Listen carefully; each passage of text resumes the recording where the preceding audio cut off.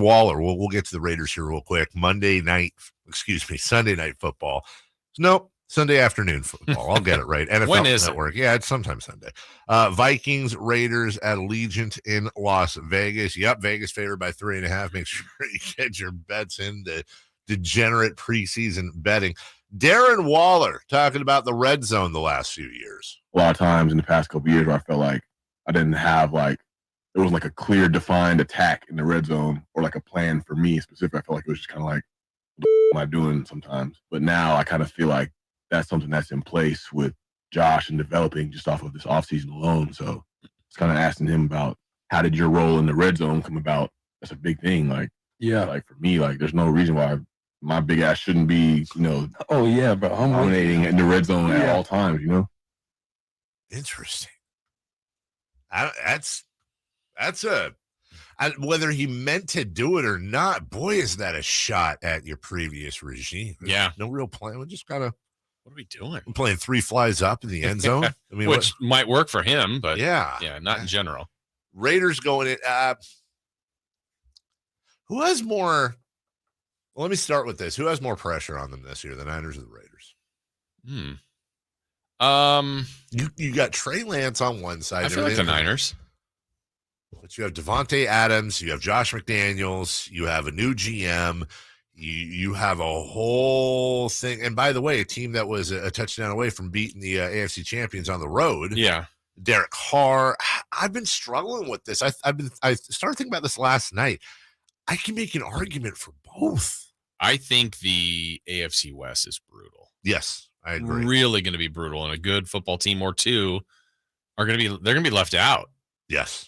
And that could be the Chargers, Raiders, Chiefs. I mean, it doesn't seem like the Chiefs, but that's going off the past. I mean, every year is a different chapter here. And then Denver thinks they got better, certainly with Russell Wilson. So I just think that division is just so incredibly challenging. Raiders, Chiefs, Chargers for sure. And now, Russ Wilson. Yeah. Which is funny because you pull Russ Wilson into Denver. Now all of a sudden that's a thing, but you pulled him out of Seattle. And so the AFC West may have, last few years, the NFC West has been right there as the best division in football. The assumption here is that Seattle is going to take quite the step back. You still have the Rams, Cardinals, and 49ers in there, which you might have if you combined the West, the AFC and NFC West. You got 8 teams there. You could make an argument that at the end of the year, it's quite possible the NFC West will have 3 of 4, maybe 3 of 5, 3 of the 5 top teams. And again, that's no guarantee. But yet overall, the AFC West is going to be better. Yeah, I think pressure, though, on the night because you made the biggest move between the two teams. I know the Raiders changed coaches, but they went through that last year. And, Jimmy G's been a winner. Now you're going to Trey Lance after making that big trade. I just feel like there's more pressure. Well, when you have Derek Carr, and he's the worst quarterback in the AFC West. Yeah, I mean, I don't know. I think that's a really interesting debate. I really do. Where do we put him? Russ Wilson? Pat Mahomes, Justin Herbert? I think, again, I'm going to stick with people will say Herbert is better, and he might be. Yeah. He needs to make the playoffs. I agree. It's only 2 years. His stats are incredible. But Carr's made the playoffs, twice? Only twice, too. But he's done it twice. And beat them last year to get there. I remember right. He's made it twice, but he broke his leg in Texas. Yeah. So, I don't know. Generally the way, maybe this isn't fair because you have an age situation, but also it's like, okay, Vegas calls up San Diego and says, "Hey, straight across." LA, you mean? No. I'm sorry. Yes. God, I got the Vegas right too. Yeah. Vegas calls LA. The Raiders call the Chargers and say, "We'll give you Derek Carr straight up for Justin Herbert." Yeah, Chargers don't do that. But that doesn't necessarily defeat your point. Right. By the way, you got an age situation, all that. Bottom line is, that's a tough division for quarterbacks. Yes. The AFC right now is just absolutely dripping. Yeah. With talented quarterbacks. And then we come across the San Francisco 49ers in full. And either way, whether you want to say they have as much or more pressure on them as the Raiders do, I'm going to go to our good friend Dave Richards' page on Twitter because he was looking at some comments today that Kyle Shanahan made. And, of course, he's looking at that from a standpoint of fantasy football, because